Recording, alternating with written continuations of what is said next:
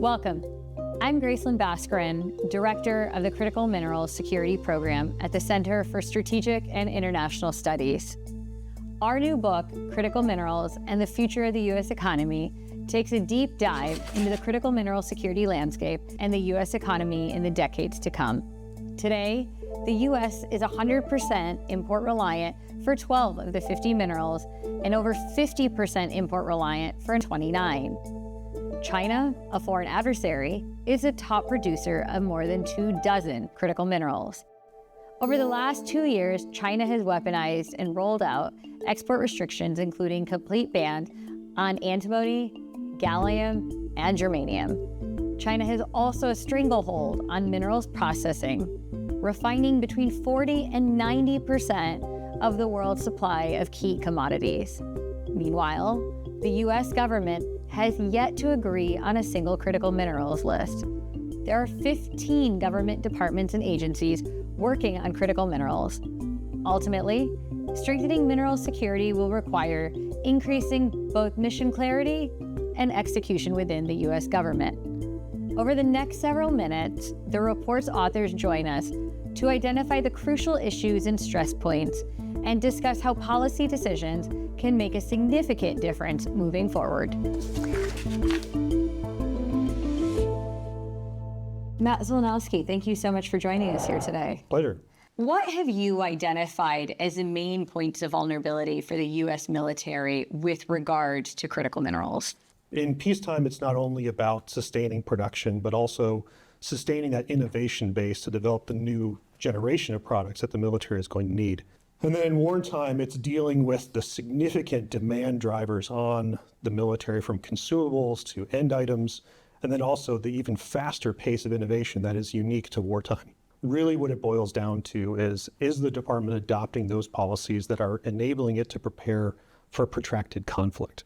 So is the department internally aligning itself in doctrine and practice to do those things that it needs to do?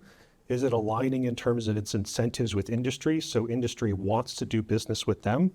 The number one issue inhibiting our path forward in critical minerals to build that secure and robust industrial base is stable funding. Certainly from previous legislation, there's been a surge of initial funding, but the issue is that's been a bit of a sugar rush.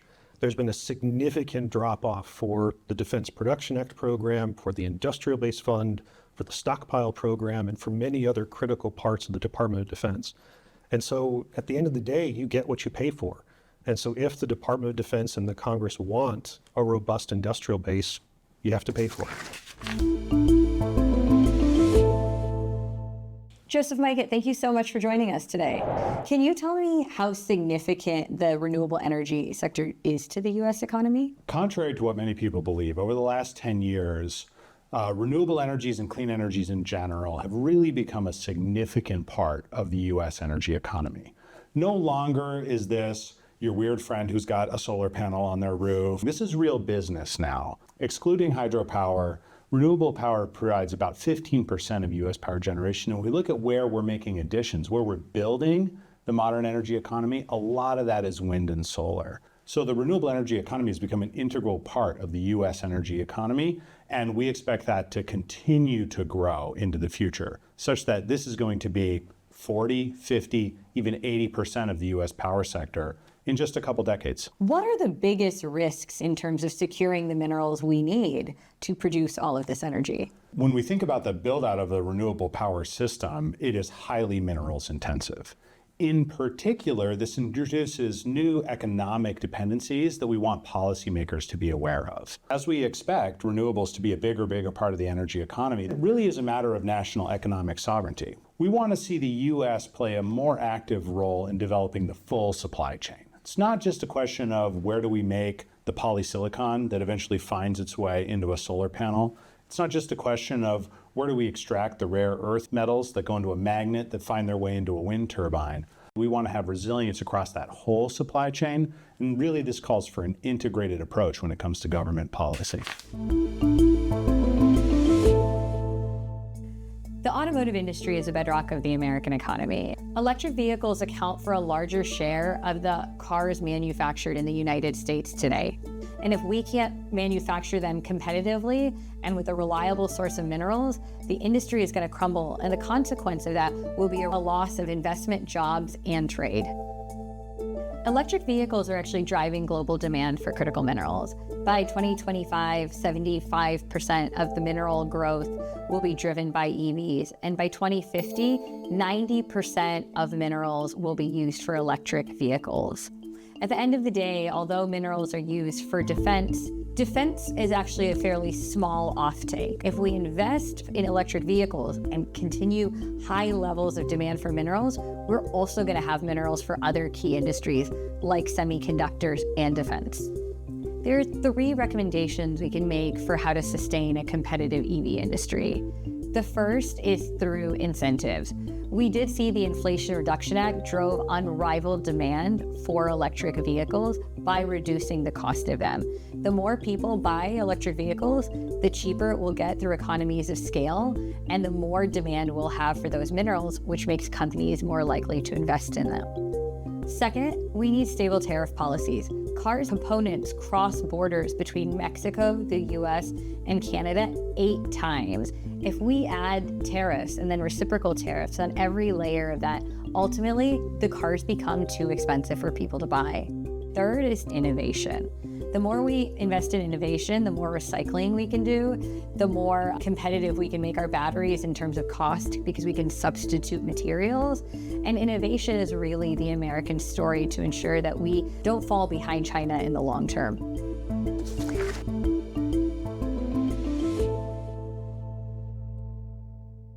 Aaron Schwartz, thank you for joining us today. How crucial are minerals to the semiconductor industry? Semiconductors require small but essential quantities of minerals throughout the manufacturing process. Several minerals can come into play during the packaging, plating, and wiring of a semiconductor. Everything from gallium, germanium, silicon, to copper, cobalt, platinum, palladium, iridium, arsenic, the list goes on. How dependent are we on China? China currently produces 98% of the world's refined gallium and over 60% of the world's refined germanium.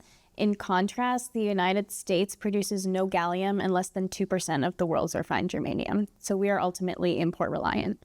In order to secure the minerals that the semiconductor industry needs, the United States should be investing in innovation, research, and development in order to ensure that we're building the technological know-how that will ensure that we have the midstream capacity to be extracting and separating gallium and germanium for the semiconductor industry.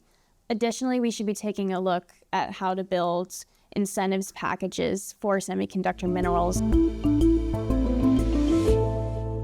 Much of the policy that we examine in this book was put into place by the Biden administration. In this section, we take a look at what those policies have achieved for mineral security and identify key areas where they can be improved.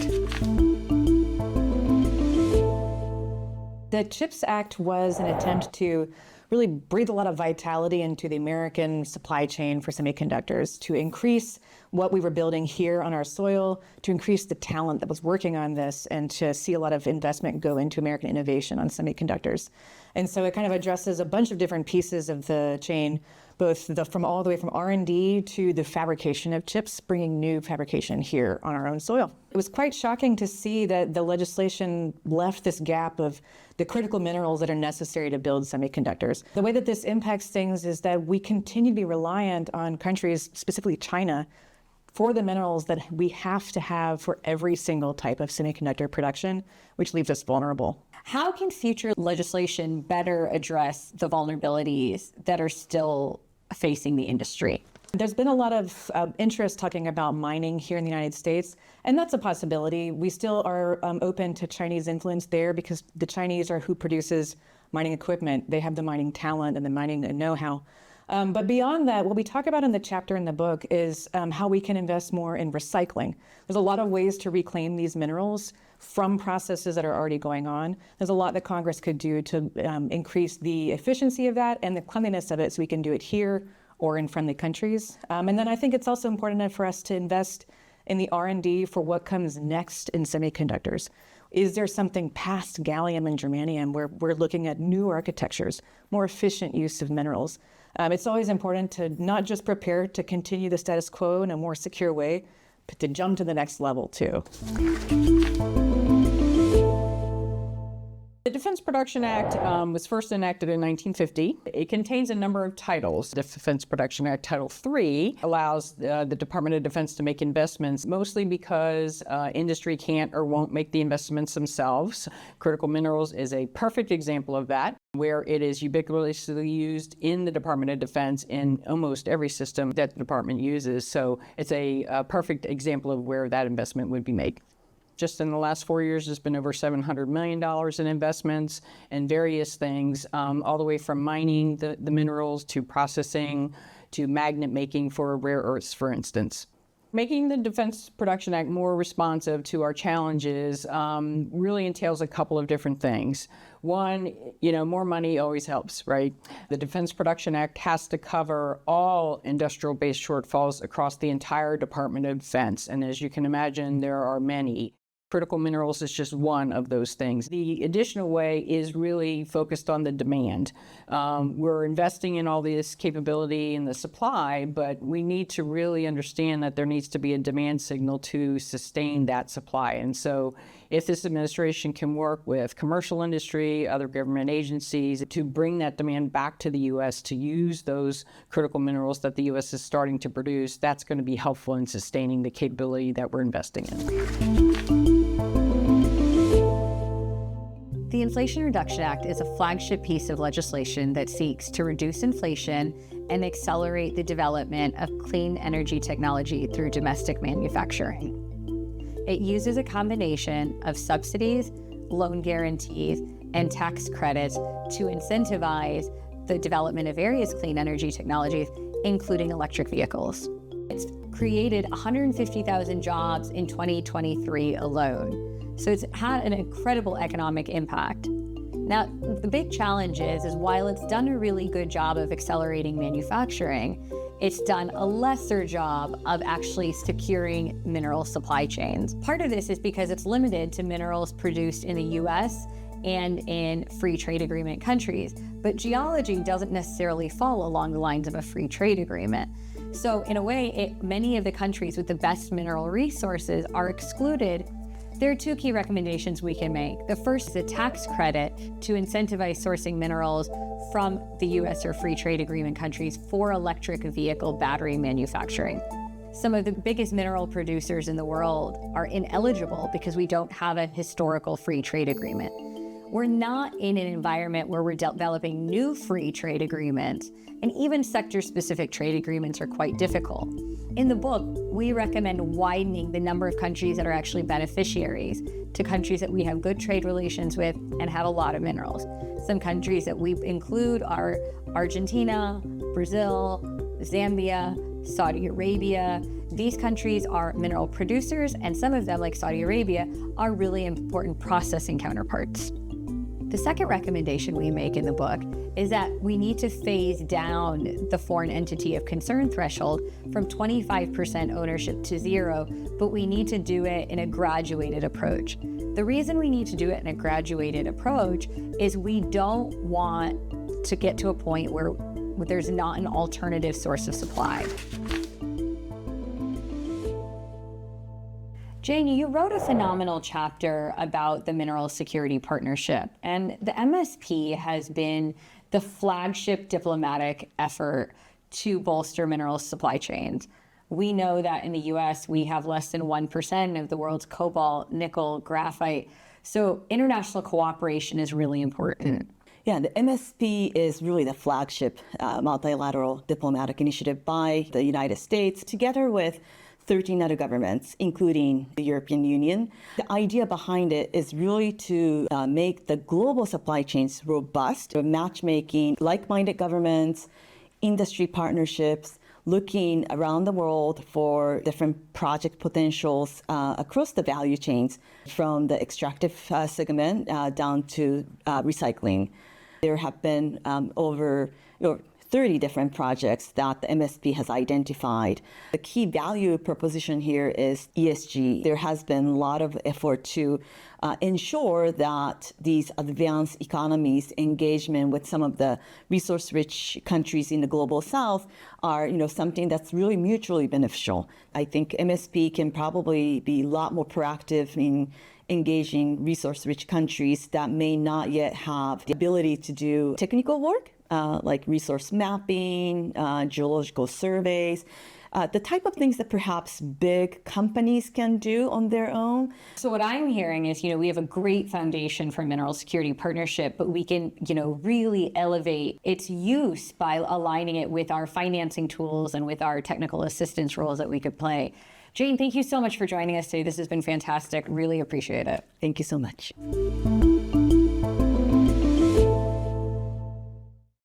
A sound critical minerals policy has many moving parts. This includes digging mines, building processing plants, diplomatic initiatives aimed at promoting responsible practices, and bolstering U.S. partnerships around the world. In this last section, we address some key areas where sound policy decisions can bolster U.S. critical mineral security now and in the long term. Domestic permitting is one of the biggest challenges to developing mining in the United States. At present, it takes an average of 29 years to start a new mine. It can take up to 30 permits, many of which are duplicative between local, state, and federal levels. And that costs money for the private sector. Given the amount of tension in the mining industry, we often see that mining projects end up in court before they ever get their permit. There are several steps the U.S. government can take to improve permitting. First is to create a uniform set of guidelines for tribal engagement. The majority of mines actually sit within 35 miles of a Native American community. And as a result, what we need to do is create a standard set of engagement rules and consultation processes. And this can ensure that the process is as participatory as possible, that we're getting community buy-in, that there's social license to operate. This can accelerate timelines because right now it often occurs in a fairly fragmented way. The second recommendation is we need to increase staffing of key offices. For example, when it comes to NEPA reviews, this can take a really long time because we simply don't have the personnel needed. Without shoring up our staffing of key agencies, we're never going to be able to move these steps through permitting. There's a mining executive who I quite like, and he says, it's easier to mine in Pakistan or Mali than the United States, given the state of permitting. We need to be clear from a policy perspective and a strategic imperative. What is it that we're seeking to solve? What are the threats, the challenges, and what do we want to do in terms of a path forward? We've seen an evolution of what that mission has looked like based on different administrations, and that creates challenges both for the organization of government as well as the market participants who are really going to be the drivers for the change that government might seek. That mission has moved back and forth from between the two areas of is the organizing principle around security, or is it around addressing climate change? Now we seem to be back to security. The notion that we have 15 federal government agencies asserting an equity over the issue of critical minerals is astounding. First, I think we have to question whether so many really need to be involved. Everyone might have an opinion, but we need to have a prioritized vetting of whose opinion should matter more, and what is the real equity that they serve. What does their authorizing statute provide them? What do they really have the means to do? We should rationalize that, and that should be around going back to that mission clarity. What is the purpose? That's, I think, absolutely crucial because the government has a role to play, but too much government creates an inefficiency, and it will imperil achieving that mission. There's very few things that the government actually executes. In our system, and I think it's virtuous, it's the private sector that really leads and makes those investments, does the work, digs, produces the minerals, and processes them and manufactures them into goods that all Americans need, whether that's for the purpose of industrial base or for our defense. So what that looks like going forward, government should have that clarity. It goes back to the earlier point about there are too many cooks in the kitchen. If everyone has an equity, how does one have a clarity of permitting if in a domestic context? How do we understand what that looks like? How do we actually move forward? And the more agencies are involved, it tends to slow down. agencies tend to be well-intentioned, I believe, but does it serve the purpose to have so many involved? Are there ways to streamline, have permitting efficiency? It's something governments have been talking about multiple administrations, and I think now's the time that we might actually be able to crack this very challenging issue. There are a handful of factors that determine what makes it a good jurisdiction. So the first is the criticality of its resources. If a country has a larger number of resources that we identify as critical, it becomes a more attractive partner. The second consideration is infrastructure. The third consideration is policy stability. On average, it takes 18 years to develop a mine, and it can take another 30 to 80 years in terms of how long we can extract. So we want long-term, stable policy given the longevity of the investment. The fourth thing we want is we want good social license to operate, which means we have good community relations, less tension, and fewer interruptions to our project. And finally, countries that we have good trade ties with make good partners because we've had long-term bilateral movement of goods and less likely to have a disruption to export. China has been very successful because they have integrated their domestic industrial strategy and their foreign policy. And some of the foreign policy tools they've used are concessional financing and infrastructure investments to strategically target areas where there are minerals, and then they can export them back to China for domestic processing. They've had a much more comprehensive and cohesive strategy, which is why even though they might produce, just 10% of the world's lithium, copper, and cobalt, they've managed to source it from around the world and process between 40 and 90% at home in China. I see the biggest opportunity from a government standpoint when you're looking at supporting private sector investment into the midstream to think about the demand pull through that. So the midstream has to source supply and then also sell to end customers. So they're effectively creating market dynamics by solving that midstream problem, not only from a technical standpoint, but from an economic standpoint. From a policy standpoint, there's a lot of opportunity there for the United States to leverage its financial strength as well as its innovation to solve that problem and bring private capital into the midstream. When we want to compete, we have to solve this market dynamic problem of dealing with global market competitors that have incredible market influence on price, on where materials are sourced, how they get access to those materials. And the more we can unlock that with the innovation by improving our ability to scale, doing that more efficiently, cost competitively, and doing that from other sources, the better off we'll be. The U.S. has a particularly profound challenge with workforce, given that we haven't been working in this space a lot in the last couple of decades. How should the U.S. be addressing its workforce challenge? When you think of every part of a supply chain that needs to happen, particularly upstream, midstream, and in the manufacturing, you have to have electricians and machinists and plumbers and maintenance.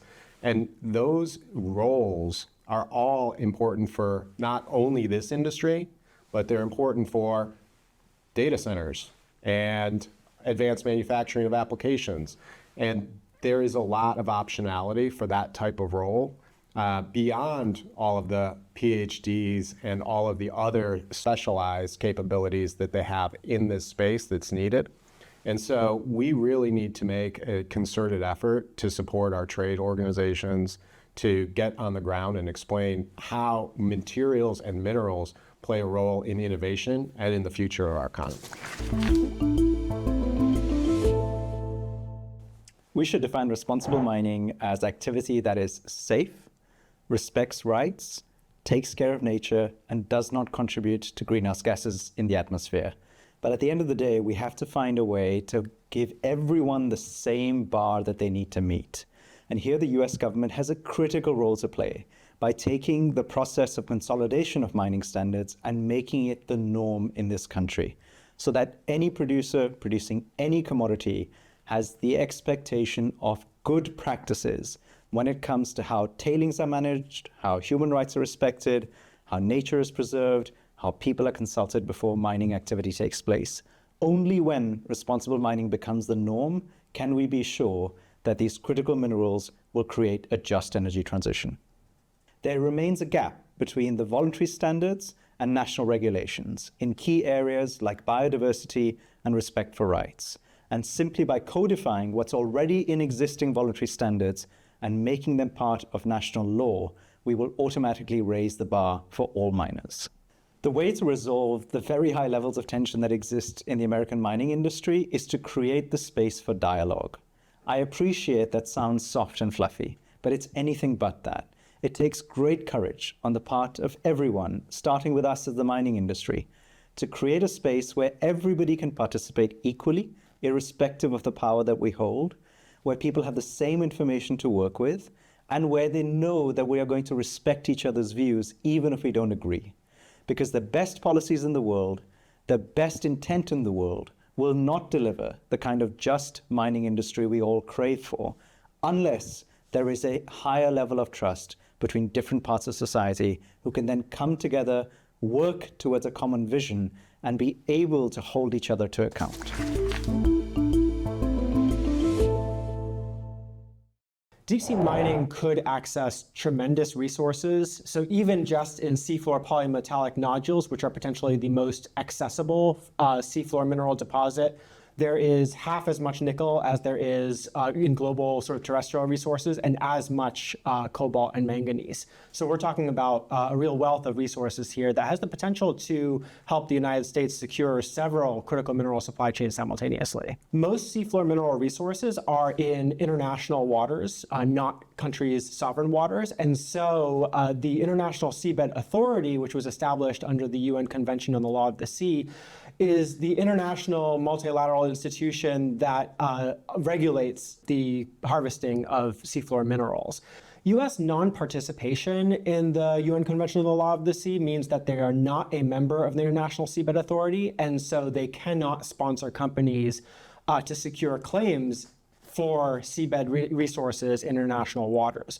But that doesn't mean that the U.S. can't access minerals in international waters. The U.S. could partner with other countries that could sponsor U.S. companies to go explore for minerals, or the U.S. could compete to attract nodule materials back to the United States for processing, and then thus gain access to international seafloor minerals in that way. China's seabed minerals strategy is dramatically more developed and more cohesive than the U.S. strategy, which I would say is not a strategy at all. The U.S. has no seafloor nodule strategy. So I think that the challenge of the future is balancing this dramatic scaling up of all the minerals we need while making sure we don't wreck the environment in the process. And I think anyone that's interested in that objective should be interested, curious, open-minded, maybe even excited about seafloor minerals, because there is the potential to harvest minerals from the seafloor with fewer impacts, relatively speaking, per unit of minerals than is the case for conventional terrestrial mining that we know. That's it from us today at CSIS. To learn more and read the full book, go to csis.org. Thanks so much for joining us.